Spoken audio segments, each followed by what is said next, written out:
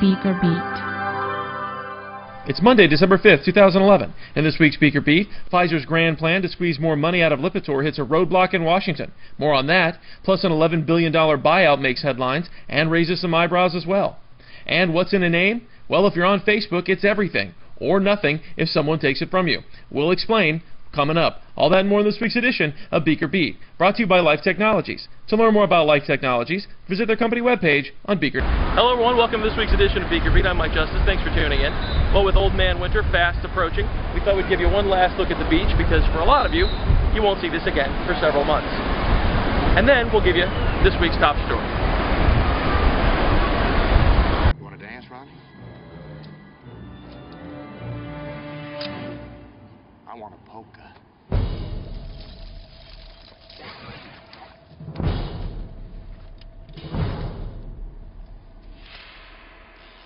Come get a taste. Sometimes things are stopped before they can even get started, and Pfizer's plan to milk a few $100 million more bucks out of Lipitor may soon suffer the same fate.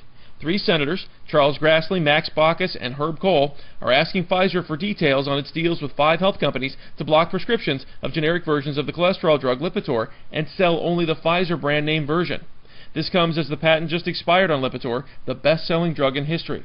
Pfizer says it intends to offer Lipitor to payers and patients, quote, at or below the cost of the generic, end quote, during the first 6 months of copycat competition.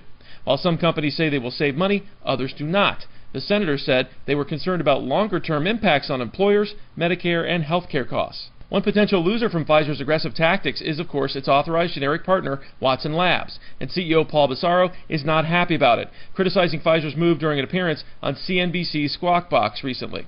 So Pfizer is your friend and your foe?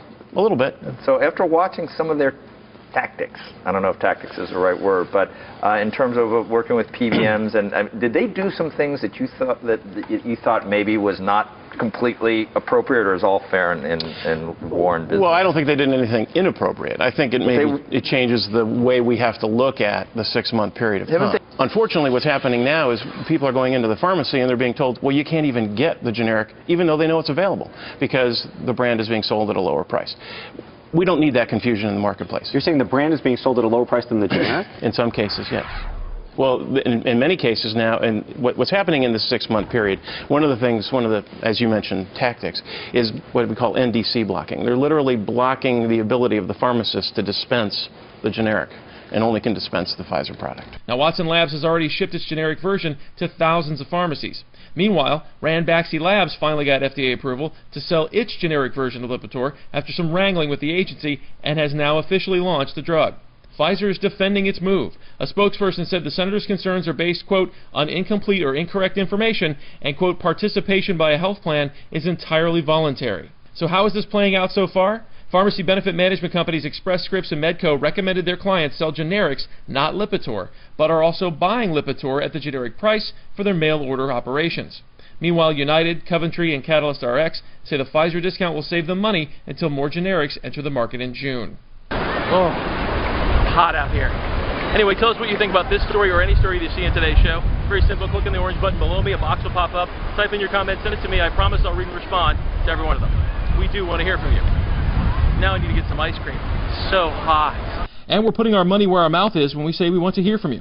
We want you to send us a photo of you, or you and your coworkers together, while surfing Beaker.com or watching BeakerBeat. Just like this one by Jeremy, although you don't have to look that ridiculous. We're giving away 2 prizes at the end of the year for 2 categories. One for the most people in the photo, easy. Another for the most creative photo. What are the prizes, you ask? Is it a pony? No. A massage from Jeremy? Thank goodness no. A new Porsche! Hey, I'm not Bob Barker. Although I did spay and neuter my pets. Don't worry, it's a surprise, but it'll be worth it. So start snapping those pictures and send them to BeakerBeat at Beaker.com. Gilead Sciences has struck a deal to buy Pharmasset, one of the hottest public biotech companies in the world, for $11 billion. Gilead will pay $137 per share for the company, which has gotten plenty of attention for its work on new hepatitis C treatments that could create a new standard of care for the disease. However, not everyone thinks Gilead was smart with their money. Website 24/7 Wall Street says, quote, Pharmasset was an attractive company, but this one seems like Gilead is spending above and beyond a normal amount here to close this deal, end quote. A number of investors appear to agree, driving down Gilead shares by 12% shortly after the announcement. One thing is for sure, though, we'll know soon enough if this $11 billion gamble pays off, as one of Pharmasset's key drugs is in a Phase 3 trial right now. Oh, Jeremy. A giant bottle of booze. I hope it's full. NICE isn't being nice to Novartis, once again shutting the door on Gilenya. The agency says the multiple sclerosis pill still isn't a good value for the money. Its price is about $30,000 a year, roughly double the competition. The agency's decision isn't final yet. Final guidance is due in April, so Novartis has some time to either submit new data or revise its access scheme. Takeda Pharma may be facing an army of lawsuits over its diabetes drug Actos. It's estimated that 10,000 lawsuits will be filed over the drug being linked to bladder cancer, leaving judges to consider consolidating the legal battles to a few locations. Meanwhile, Takeda has already revised U.S. and Japanese patient information materials to include risk data on bladder cancer. A Jones-Lang-LaSalle report has identified the Boston area as the top biotech hub in the U.S., with New York, New Jersey coming in second and the San Francisco Bay Area ranking third. Boston ranked first in 5 of 6 categories, including advanced research and healthcare employment, funding from the NIH, and research and development investment. Generic drug maker Watson Pharmaceuticals said the FDA has approved its application to make a generic version of Bayer's Yaz birth control pill called Vestura. Watson currently is involved in patent litigation over the oral contraceptive with Bayer. Yaz had U.S. sales of $173 million last year. Bayer is facing hundreds of lawsuits over safety issues related to Yaz, which is believed to be riskier than older oral contraceptives. Boston Scientific has received FDA approval for its 3 defibrillators called Incepta, Punctua, and Energen, which are used to treat sudden cardiac death and heart failure.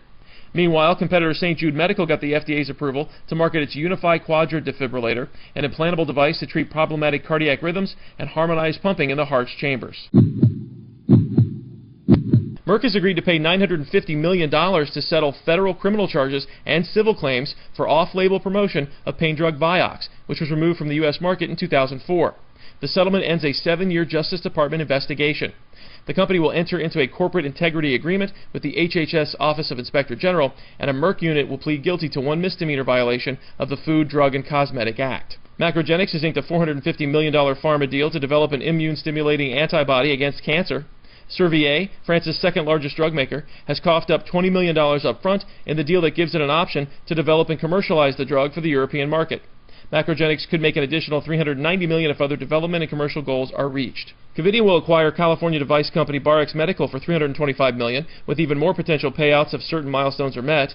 The privately held company, founded in 2000, makes minimally invasive devices. The sale is expected to close by the end of January 2012. Finally this week, we leave you with a story that we found very interesting. We hope you feel the same. Finally this week, Shakespeare once penned, "What's in a name? That which we call a rose by any other name would smell as sweet." Well, Facebook is learning the hard way that while a rose is a rose, what you call it does matter, particularly when it comes to businesses. Seems there's some confusion as to who owns the Merck Facebook page. Is it the US-based Merck or Germany's Merck KGaA? That's the subject of a new lawsuit filed by the Germany's Merck KGaA, which alleges that the US-based Merck co-opted its address at www.facebook.com/Merck. Now, Reuters reports that Merck KGaA is demanding Facebook hand over information about the switch. According to the German Merck, last year it obtained exclusive use of that page from Facebook. But last month, they found the page was populated with content from the U.S. Merck. Facebook has, quote, not been cooperative, end quote, as Merck KGaA attempted to get information about the new content. That's according to the German company. Now, Merck KGaA is seeking the information from Facebook as it weighs a potential lawsuit for breach of contract or interference with business. Neither the U.S. Merck or Facebook responded to Reuters with comments. First an awkward mistake, and now awkward silence. Someone should maybe tweet about this. Well, that's it for this week's edition of BeakerBeat. I'm Mike Justice. Thanks for tuning in. We'll see you next week. Now I gotta get in some shade. Whew. So hot, Jeremy. Oh.